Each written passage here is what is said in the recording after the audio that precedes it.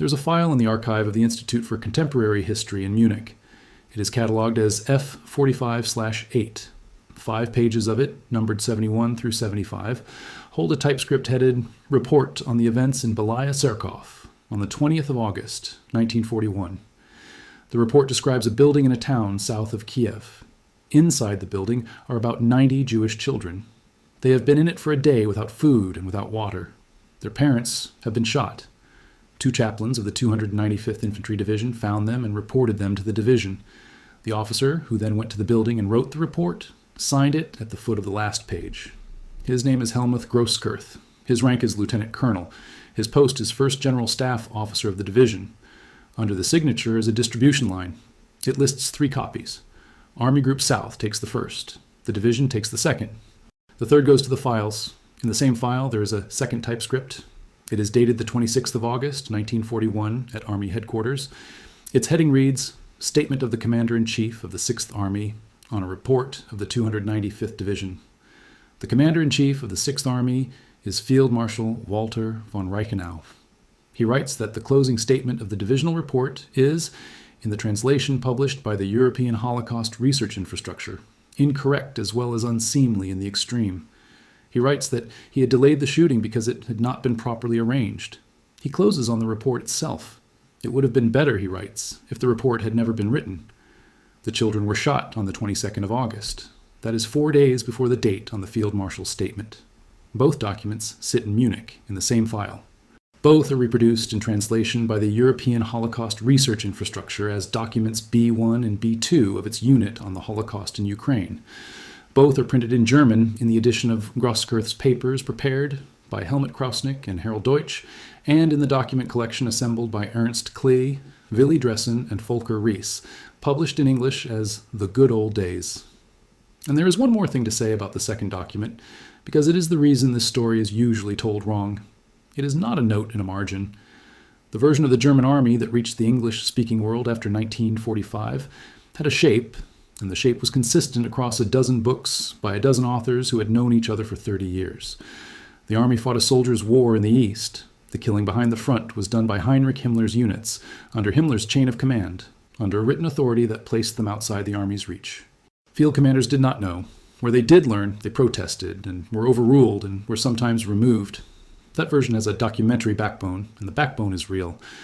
Adolf Hitler's directive on special tasks in the operational area, issued in March 1941, gave Himmler independent assignments in the army's rear. The Barbarossa jurisdiction decree of the 13th of May 1941 removed Soviet civilians from the reach of army courts-martial. The Einsatzgruppen reported through the Reich Security Main Office in Berlin and not through Army High Command. On paper, the two structures are separate, and the defense built at Nuremberg in the High Command case rested on exactly that separation. The version also needed exceptions, and it named them. Walther von Reichenau is the exception it names most often. He is the political general in that account, the one who wrote his own order in October 1941 telling his troops what the campaign was for, the man Hitler admired, and the officer corps considered an outlier. Naming him served a purpose. If one field marshal in the East was a Nazi, the other 20 were soldiers. Around the Belaya Tserkov case, a further detail attached itself, and it has been repeated in print and online for decades. In that telling, a staff officer sent a protest up the chain, and the field marshal scribbled a line in the margin of the report and sent it back. It is a memorable image, a single sentence in a man's own handwriting, in the white space beside a report about children being shot. It is worth being exact about where that image came from, because it did not come from a forgery. It came from compression. A statement issued by a headquarters in answer to a report gets shortened to a response to the report. A response to the report gets shortened to a note on the report. A note on the report becomes a note in the margin, and after 4 books and a few hundred websites, it is a field marshal with a pen in his hand. Nobody had to lie for that to happen. The document simply stopped being read and started being referred to. The archive holds something else, and the difference is not cosmetic. What survives is a formal statement. It is typed, it is dated, it carries a heading naming the office that issued it and the document it answers. It was produced 5 days after the report it rules on, at Army headquarters, and it went back down the same channel the report came up. A scribble in a margin is a reflex. A dated statement from an Army headquarters is a decision that passed through a clerk, a typewriter, and a distribution list. That is the document this account works from, and that is the distinction the rest of it turns on. If you're finding this valuable, subscribing genuinely helps. It tells the algorithm this kind of research is worth showing to more people. Belaya Tserkov sits about 50 miles south of Kiev on the Ros River. In Ukrainian today, it is Bilyatserkov. In the German documents of 1941, it appears as Belaya Tserkov. The 1939 census counted 9,284 Jews living there, 19.6% of the town. German troops entered on the 16th of July, 1941, according to the community entry compiled by Yad Vashem in its Untold Stories project. Registration came first, then the surrender of valuables, then the order to wear a star. That sequence is standard across occupied Ukraine, and the town does not vary from it. The town was not administered by the killing unit. It was administered by the army. A Feldkommandantur, a field command post, held the district with a town command post under it, and the German secret field police, the Geheime Feldpolizei, operated there as the army's own security organ. The European Holocaust research infrastructure states in its account of the case that it was the secret field police that handed the Jewish men, women, and children of Belaya Tserkov over to Sonderkommando 4A. Hold on to that through everything that follows. Before any chaplain walked into any building, the transfer of the victims into SS hands had been carried out by a uniformed branch of the German army, in a town under German army administration, on the authority of a German army field command. The separation of chains that the post-war defense rests on is a separation of who worked the firing parties. It is not a separation of who ran the ground. The killing unit in the district was Sonderkommando 4A, a subunit of Einsatzgruppe C. Einsatzgruppe C was commanded from June to October 1941 by SS Brigade Führer Dr. Otto Rasch. Sonderkommando 4A was commanded by SS Standartenführer Paul Blobel, who held the command from shortly before the invasion until the 13th of January 1942. Above both of them in the police chain stood SS Obergruppenführer Friedrich Jeckeln, higher SS, and police leader for Russia South. The figures for what Sonderkommando 4A did in the town are not settled, and I am going to give you both sets rather than pick one. Yad Vashem's community entry states that between 4,000 and 5,000 Jews of Belaya Tserkov were killed, with some killing continuing into 1942. The testimony gathered by West German prosecutors and printed by Klee, Dressen, and Rees is narrower and closer to the ground. One officer describes 6 separate shootings he witnessed, totaling between 800 and 900 people. Those are not competing claims about the same event. The first is a town total across months. The second is one man's count of what he personally stood next to in August. Both belong in the record, and the gap between them is a gap in the type of source, not in the arithmetic. It is worth placing the town in the campaign, because the timing is not incidental. In the 3rd week of August, 1941, Army Group South had just finished the Uman encirclement to the south, closed in the first half of the month, and was working north and east toward Kiev, where the largest encirclement of the war was still 5 weeks away. Belaya Tserkov was on the road. It had already been in German hands for over a month. It was not a frontline town. It was not being fought over, and no operation depended on anything that happened in it. Whatever happened there in August happened in a district that had been pacified, administered, and garrisoned, with a field command post, a town command post, and a military police presence, at a moment when the fighting formations had moved on. The adults went first, in the days before the 20th of August. The children were separated out and put in a building. The report in Munich begins at 4 in the afternoon on the 20th of August, 1941. 2 divisional chaplains, Terstinis, come to the 1st General Staff Officer of the 295th Infantry Division and tell him that about 90 Jewish children have been shut in a house for roughly 24 hours without food or water. The chaplains are named in the surrounding documents. The Catholic divisional chaplain is Dr. Royce. The 2 hospital chaplains who first went to the building are Ernst Tuis, a Catholic, and Gerhard Wilczek, a Protestant. A Protestant senior chaplain named Kornmann filed a report of his own on the 21st. A word on what a Wehrmacht chaplain was, because it bears directly on what these men could and could not do. A division carried 2, one Catholic and one Protestant, and they held no command authority of any kind.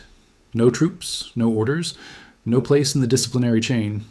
A chaplain who objected to something could carry it to the divisional staff, and that was the whole of his power. Doris Bergen, who has worked at German military chaplaincy records more closely than anyone writing in English, argues in her chapter In God's Name, Genocide and Religion in the 20th Century that the men in those posts had by 1941 accommodated themselves to a great deal, and that this is the one wartime case she found of Wehrmacht chaplains moving to prevent a killing operation rather than describing one after it was over. What they did with their 2 hours of standing was to find the one officer in the district who had the rank to act on it.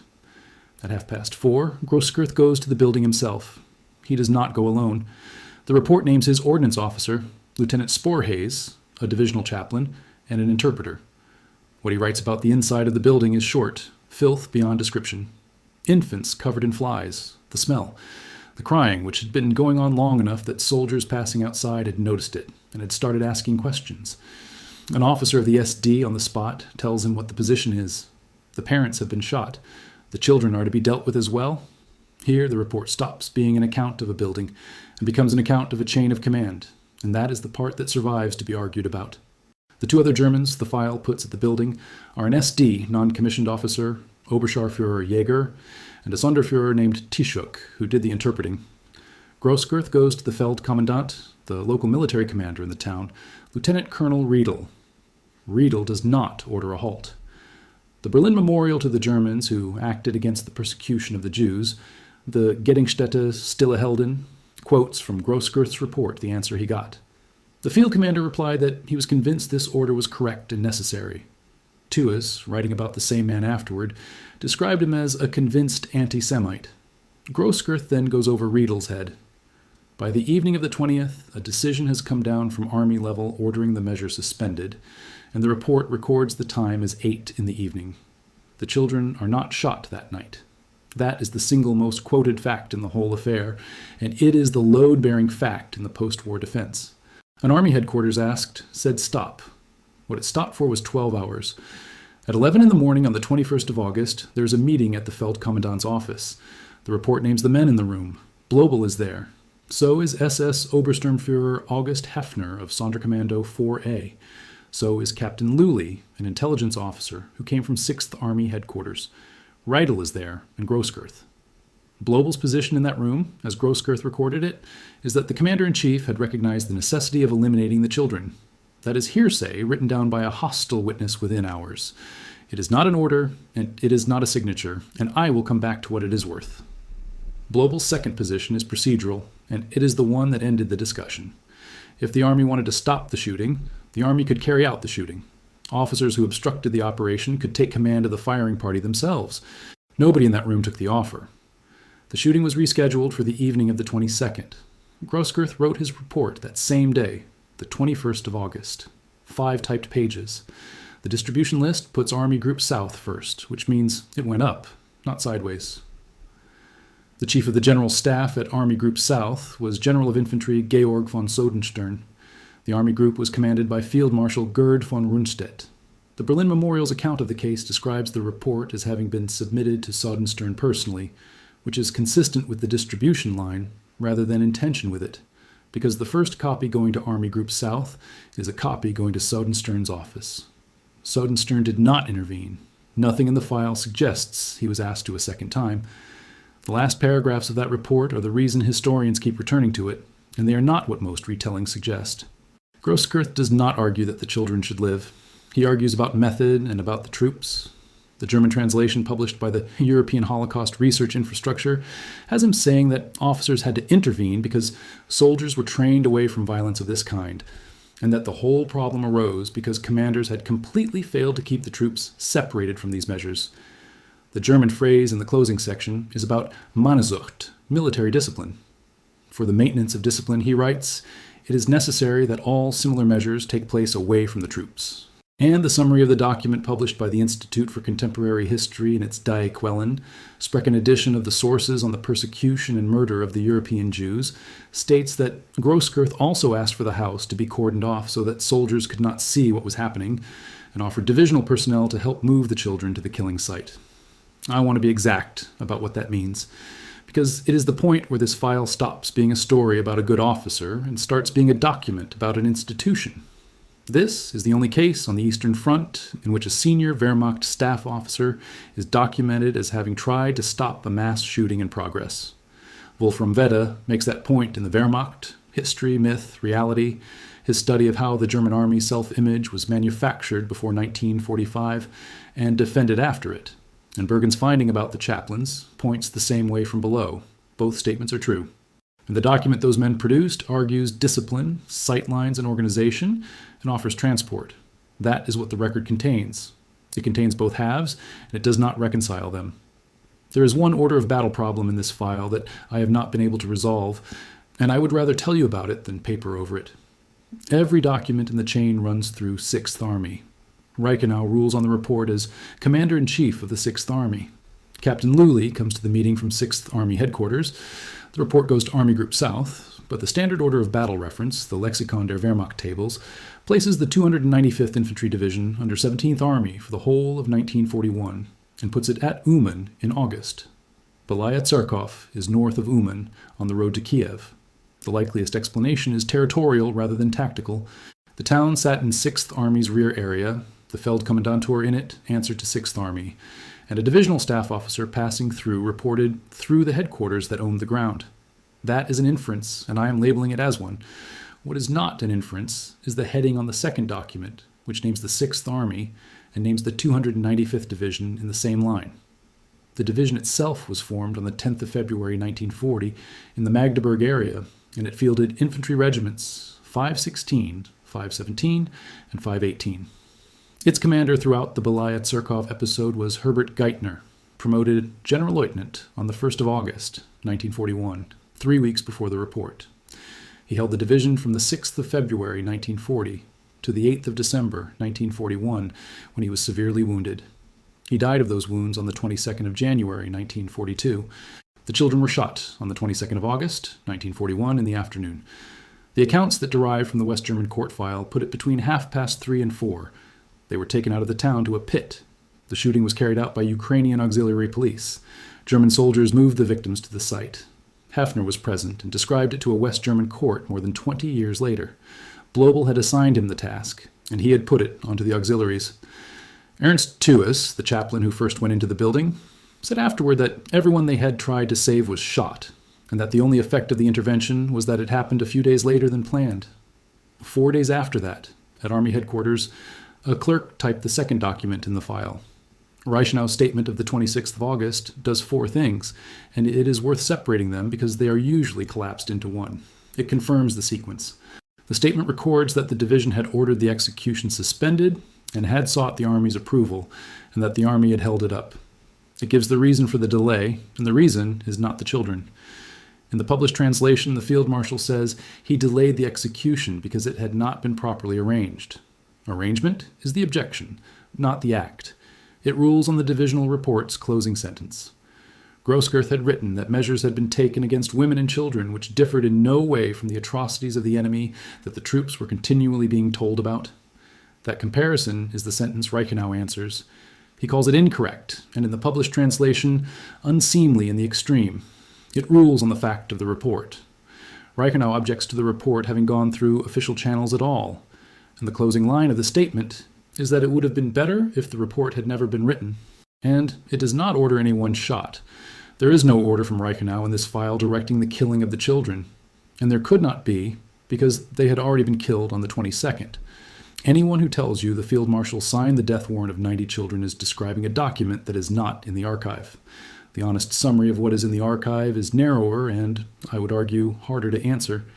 A field marshal was shown a written report by one of his own general staff officers stating that a mass shooting of women and children had taken place in his army's rear area, and that it was indistinguishable from what German propaganda attributed to the enemy. He put his response in writing. The response was that the comparison was improper and that the report should not exist.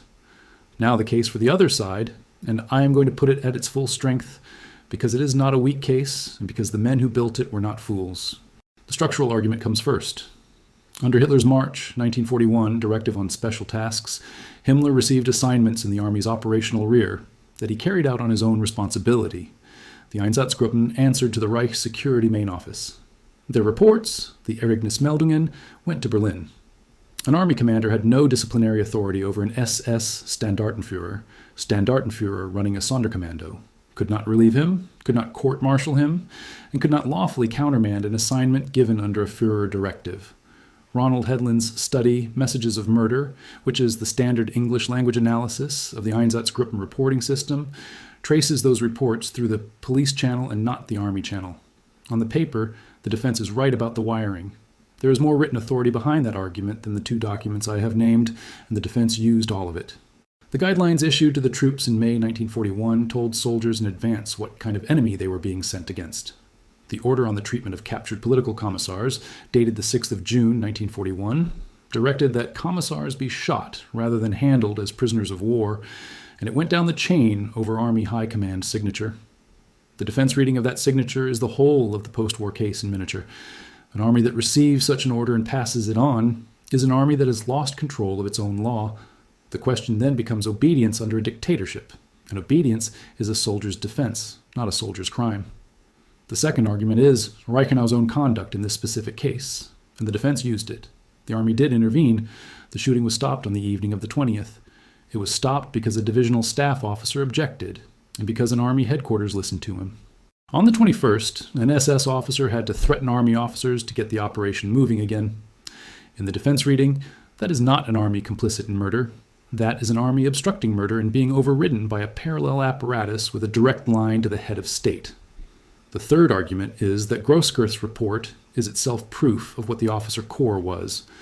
A German general staff officer wrote down, in 1941, in an official document, that what was being done to women and children was no different from the enemy atrocities the troops were being lectured about. He sent it up. It went into the files, and it survived. The defense point is that an institution which produces and preserves that document is not an institution with a single mind. The fourth argument is the outlier argument. Reichenau was the Nazi in the field marshal's uniform. He had been the first senior officer to align the army with the new state in the 1930s. He wrote the October order of his own accord. Hitler read it and called it excellent and had it circulated as a model. The defense conclusion is that the man's opinions were his own and could not be generalized to Gerd von Rundstedt, to Erich von Manstein, to Wilhelm Ritter von Lepp, or to the officer corps as a body. The fifth argument is the shape the generals gave the whole thing after 1945, and it deserves to be stated as they stated it rather than in caricature. Their claim was that the German army in the East fought a hard campaign under a criminal government, that its crimes were the crimes of Himmler's organizations, that the small number of officers who crossed the line did so as individuals, and that the mass of the officer corps kept a professional standard under conditions of ideological pressure they had not chosen. That claim was written into the defense at the High Command trial. It was written into memoirs. It was written into the studies that former German officers produced under contract for the United States Army Historical Division, where Franz Halder held the pen for a decade and shaped what American officers read about the Eastern Front. And it was written, in 1950, into the Himmerod Memorandum, in which senior former officers set out the conditions on which they would help build a new German army. And the first condition was a public rehabilitation of the Wehrmacht's honor. The literature that carried the claim into English was not written by Germans alone, and that is what gave it reach. Basil Liddell Hart interviewed the captured generals in British custody and published The German Generals Talk, which handed the professional soldiers' version of the Eastern Front an authoritative British voice at the exact moment Western readers were forming a picture of it. The Nuremberg proceeding that tested the claim head-on was the High Command case, the 12th and last of the subsequent proceedings, which put a group of senior officers in the dock over rear area killings, reprisal orders, and the Commissar order. It produced convictions, it produced acquittals, and the sentences it produced were substantially reduced within a few years under the clemency reviews of the early 1950s. The men who came out of Landsberg came out into a West Germany that was about to rearm and that needed officers who had commanded corps. The claim was not a fringe position. It was the mainstream Western understanding of the Eastern Front for roughly 30 years, and it was believed by serious people because the men making it were credible witnesses in uniform, testifying about documents they had selected themselves. A lot of you in the comments have asked for the rear area material rather than the operational stories. This is what the rear area looks like at the scale of one town and one file. So weigh it. The structural argument is correct about authority and wrong about knowledge, and those are different questions. Nothing in the March Directive or the Jurisdiction Decree required an Army headquarters to be informed of what a Sonderkommando was doing in its rear area. In Belaya Tserkov, it was informed, in writing, on paper, with a distribution list. The relevant finding is not that Reichenau could have stopped it. The relevant finding is what he wrote once he could not claim ignorance of it. That is the point where Christian Hartmann's work matters, because Hartmann, in Wehrmacht im Ostkrieg, Front und Militärisches Hinterland, 1941 to 1942, does not argue from field marshals at all. He argues from the files of individual divisions and rear area commands, and what he finds is variation. Some formations cooperated closely with the killing units. Some kept their distance. Some did neither and simply administered the ground while the shootings happened on it. A single case cannot prove a system, and Hartmann does not use it that way. What Bilyatserkov establishes is not that every army headquarters behaved like Sixth Armies. It establishes that this one, when handed the question in writing, answered it in writing. Johannes Herder's study of the German army commanders in the war against the Soviet Union, Hitler's Heerführer, works the layer directly above. Herder takes the commanders-in-chief and the army group commanders as a group and asks what they knew and what they did. And his conclusion is that the picture of a professional caste, insulated from the ideological war, does not survive contact with their own correspondence and orders. Reichenau is the loudest of them. He is not, on Herder's evidence, a category of one. Jeffrey Megerji puts the same problem in operational terms in War of Annihilation, Combat and Genocide on the Eastern Front, 1941, and his framing is the one I find hardest to argue with. Megerji's point is not that generals gave killing orders. It is that the campaign was designed from the start so that the two things ran on the same ground, sharing the same roads, the same rail capacity, the same fuel allocations, the same rear area administration, and the same requisitioned food. A Sonderkommando in Ukraine in August 1941 did not arrive by parachute. It arrived on army roads, with army fuel, into a district an army field command was administering, and it did its work in front of soldiers who were not deaf. Once you look at it as a logistics and rear area problem rather than a moral one, the question of whether the army knew stops being a question at all. Then there's the outlier argument, and it has a factual weakness the post-war accounts never addressed. If Reichenau's October order had been an eccentric personal document, it would have stayed in Sixth Army. It did not. Hitler had it circulated as a model for other commanders in the East, and other commanders produced their own versions of it. An order that gets copied is not an outlier. It is a template. That is as far as I will take the October order here, because it is a document that needs its own hour. And then there is Groscurth's report itself, which the defense uses as its best exhibit, and which I think will not carry the weight the defense put on it. Omer Bartov's argument in Hitler's Army, Soldiers, Nazis, and War in the Third Reich is that the German army in the East was not an institution with Nazi ideology imposed on it from outside, but one substantially shaped by it. And Bartov's method is to read what soldiers and officers actually wrote, rather than what they later said they had thought. Read Groscurth's 5 pages by that method. The document objects to the killing of children on the grounds that soldiers could see and hear it, that discipline would suffer, and that the operation had been badly organized. It asks for a cordon. It offers transport. The comparison with enemy atrocities, the one sentence in it that a court could call a moral objection, is the sentence the field marshal singled out and struck down. I think that is the most useful thing in the file, and it is not a point about either man's character. It is a point about vocabulary. In August 1941, a German general staff officer who wanted to stop a mass shooting had no institutional language in which to say so. He had discipline, troop morale, and organization. He used all three. When he reached for the only other available register, comparison with the enemy, his army commander ruled that register out of order in writing and put on paper that raising it at all was improper. There is also a problem with how often this case gets used, and it cuts against the way it is usually deployed. Every account of Belaya Tserkov, including this one, reaches for the phrase, the only documented case. That phrase is doing two jobs at once, and they point in opposite directions. As a statement about the officer corps, it is damaging, because it means that across 4 years, 3 million men and hundreds of formations, the archives yield one instance of a senior staff officer trying to stop a shooting while it was still stoppable. As a statement about evidence, it is fragile, because one case cannot establish a pattern in either direction. What it can do is establish a ceiling. Whatever the officer corps did in front of the killing units, this is the strongest surviving example of resistance to it, and this is what the strongest example consists of. A 2-day delay, a report arguing discipline and organization, and a written ruling from an army commander that the report should not have existed. There is an absence in this file that I want to name, because absences are evidence too. The killing units wrote their own summaries, the Ereignismeldungen, and those returns are where most of what is known about the Einsatzgruppen comes from. I have not been able to find a situation report that describes the children of Belaya Tserkov. What documents this episode is the Army's paperwork, not the police channels. Hedlund's reading of those returns explains why that would be so. They were written upward, to Berlin, and they were organized around totals and around the appearance of orderly progress. An operation held up for 2 days by a divisional staff officer, argued out in a field commander's office and then handed off to auxiliaries, is not the sort of thing a Sonderkommando puts in a report to the Reich Security Main Office, which means the record of the friction survives only because the side that caused the friction wrote it down and filed it. That leads to the reliability question, and here it has a clean answer. There are 2 classes of testimony in this case. There's typescript from August 1941, written by participants for their own institution, with no trial in prospect and no reader outside the German army. And there is sworn testimony from the middle 1960s, given to West German investigators by men under threat of prosecution, more than 20 years after the event. The typescript wins on every count that matters. It fixes the hours, the names, the ranks, and the sequence. The 1960s statements supply what the typescript does not describe, the pit and the shooting itself, and they line up with it on the essentials, which is worth noting. Where they diverge, the 1941 paper is the record and the recollection is a claim.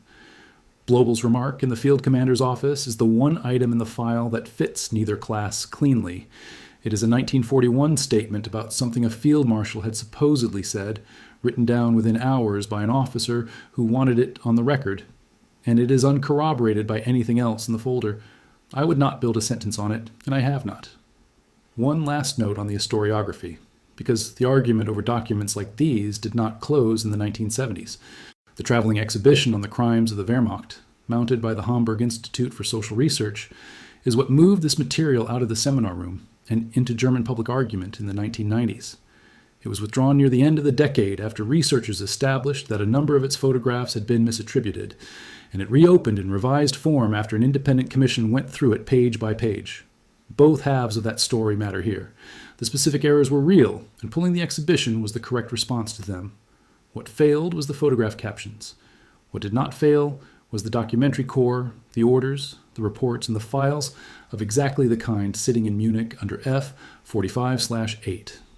That is the practical case for working from typescript and archive references rather than from images. Here is where the numbers go. About 90 children were held in the building and shot, and the figure is approximate in every version of the record, including Groscurth's own. 9,284 Jews lived in Belaya Tserkov at the 1939 census, 19.6% of a town of roughly 45,000. Yad Vashem's community entry puts the total killed there at between 4,000 and 5,000. The court testimony in Klee, Dressen, and Rees records one officer's count of 6 shootings totaling 800 to 900 people. By the middle of 1943, on Yad Vashem's reckoning, the number of Jews still alive in the town was around 14. In August 1943, under the operation the SS designated with the number 1005, German units returned to the killing sites at Belaya Tserkov, dug the bodies up, and burned them. The Red Army took the town on the 4th of January 1944, 2 years and 5 months after the field command post had been established in it. The report is 5 pages, folios 71 through 75, 3 copies. The delay it produced ran from 8 in the evening on the 20th to the afternoon of the 22nd, which is under 48 hours. Reichenau's statement is dated 6 days after the report reached him, and 4 days after the shooting. Einsatzgruppe C had one commander in this period, Rasch, from June to October 1941. Sonderkommando 4A had one, Blobel, until the 13th of January 1942. 5 weeks after Belaya Tserkov, the same unit, working with Jeckeln's police forces in Kiev, produced the figure that stands in the Einsatzgruppen report of the 2nd of October, 1941, 33,771 people shot at Babi Yar. That figure comes out of the same reporting system Hedlund analyzed, which means it is the killer's own count. And Hedlund's point about those returns is that they were written to be read by superiors and should be treated accordingly. Reichenau had been commander-in-chief of the 6th Army since the 10th of October, 1939. He was promoted field marshal on the 19th of July, 1940. His order on the conduct of the troops in the East is dated the 10th of October, 1941. He took over Army Group South at the end of 1941, and he was dead within weeks, on the 17th of January, 1942, after a collapse in a flight that ended in a crash landing. Groscurth was born on the 16th of December, 1898, in Ludenscheid, the son of a pastor. He was 42 years old in the building at Belaya Tserkov. He had joined Infantry Regiment 75 as an officer cadet in 1916, been badly wounded and captured in 1917, left the Reichswehr in 1920, and returned to it in 1924. He was made Oberstleutnant, Lieutenant Colonel, on the 1st of October 1939. Before the Eastern Front, he had a second career that the Belaya Tserkov file does not mention. He worked for Admiral Wilhelm Canaris in the Abwehr and ran its section for sabotage and minorities. In the autumn of 1939, he co-wrote a memorandum with Hasso von Etzdorf and Erich Kort, arguing for the removal of Hitler by the army. And he was one of the men pushing the general staff toward a coup that did not happen. He had already made himself unwelcome once by carrying reports of shootings in occupied Poland to senior officers on the Western Front. That material did not originate with him. The commander-in-chief in the East after the Polish campaign, Johannes Blaskowitz, had put his objections to the shootings behind his own front into written memoranda and sent them up. And those memoranda are among the small number of Wehrmacht documents from 1939 and 1940 that state the case plainly on paper. Groscurth's contribution was distribution. He took what was being written in Poland and put it in front of officers in the West who had not seen it. The memorial biography compiled by the German Resistance Memorial Center in Berlin records that he was moved to a troop command in 1940 as a consequence. So the man who walked into that building in Bilyatserkov had done this before, had been punished for it in career terms, and knew exactly what a report of this kind cost. The staff post at the 295th Infantry Division was the posting of a man who had been sent away from the center. What happened to him after August 1941 is a matter of dates in a personnel file. He stayed with the division into November 1941. On the 18th of February 1942, he became chief of the general staff of the 11th Army Corps under General of Infantry Karl Strecker, which put him inside 6th Army for the rest of his service. He was promoted Oberst, Colonel, on the 1st of March 1942. He received the German Cross in Gold on the 20th of November 1942, 2 days into the Soviet encirclement at Stalingrad. Strecker's corps held the northern factory district and was the last formation in the pocket to lay down its arms. Groscurth went into Soviet captivity on the 2nd of February 1943. He died of typhus in the transit camp at Frolovo on the 7th of April 1943. 9 weeks later, he was 44. There was no investigation of him for the Belaya Tserkov report, and no disciplinary consequence in the record. He was promoted 7 months after writing it. Reichenau's own record before that August is a matter of appointments rather than opinions. Sources give his birth year differently, and I am not going to pretend the point is settled. The Institute for Contemporary History's edition of the sources gives 1883. The English language reference literature gives 1884. He was commissioned as an artillery officer cadet in March 1903. In the early 1930s, he ran the ministerial office of the Reich Defense Ministry, which is the desk at which the army met the new government, and he was the senior officer most closely identified with that meeting. He commanded 10th Army in Poland from the 6th of August 1939, and he took over the 6th Army on the 10th of October 1939, the day the 10th Army command ended. He held it for 2 years and 2 months. He never faced a court because he was dead 11 months after the file in Munich was closed, and no proceeding was ever brought against the office he had signed for. Rasch was indicted in the Einsatzgruppen case at Nuremberg, the 9th of the 12 subsequent proceedings, formerly the United States of America against Otto Ohlendorf and others, which ran from the 29th of September 1947 to the 10th of April 1948, before Military Tribunal 2A Rasch's case was severed on the 5th of February 1948 on medical grounds.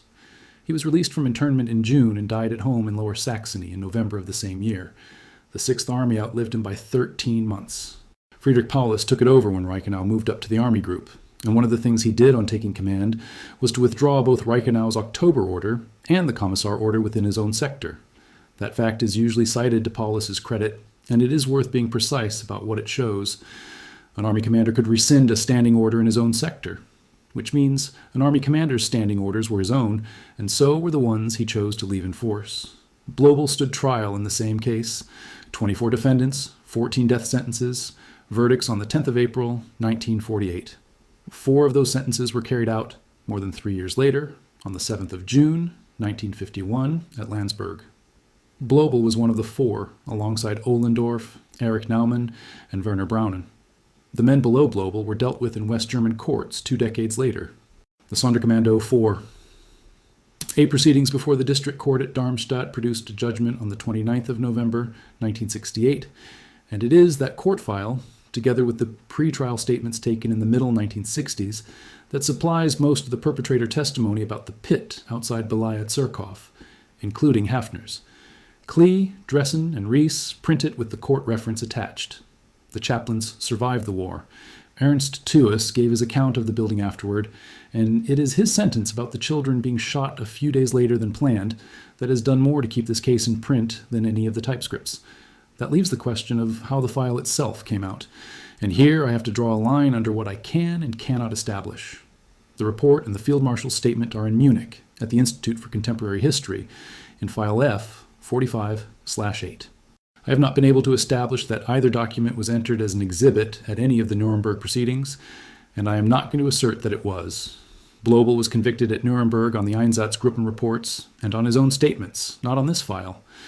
What put these 2 typescripts into the historical literature was West German prosecutors working the Sonderkommando 4A case in the 1960s, and then Helmut Krausnick, who published Groscurth's papers with Harold Deutsch and Hildegard von Kotze in 1970 as Tagebücher eines Abwehroffiziers, Diaries of an Intelligence Officer, 594 pages, with the further documents on military opposition to Hitler printed as appendices. Krausnick went on to write, with Hans Heinrich Wilhelm, the standard German study of the Einsatzgruppen. Klee, Dressen, and Rees put the Belaya Tserkov documents in front of an English readership in 1991. Saul Friedlander used them in The Years of Extermination. Geoffrey Megergy used the case in War of Annihilation, Combat, and Genocide on the Eastern Front, 1941, which is the shortest English account of how the military and the killing campaign ran on the same ground. The European Holocaust Research Infrastructure now publishes scans of both typescripts with the archive reference on the page. So the paper trail out is not a courtroom. It is a prosecutor's file, an academic edition, and a document collection 30 years apart. What survives in the archive is a small file about a short episode, and it is worth stating plainly what it does and does not hold. It holds a report written by a lieutenant colonel on the 21st of August, 1941, 5 pages, 3 copies, describing about 90 children in a building and naming the officers who discussed what to do with them.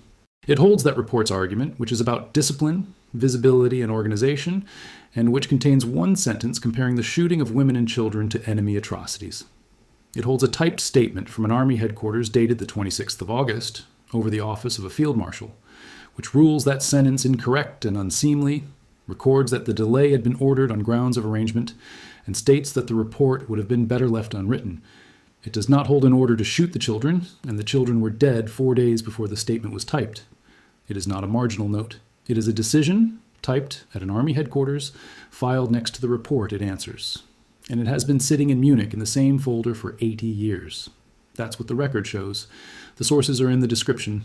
I'll see you in the next one.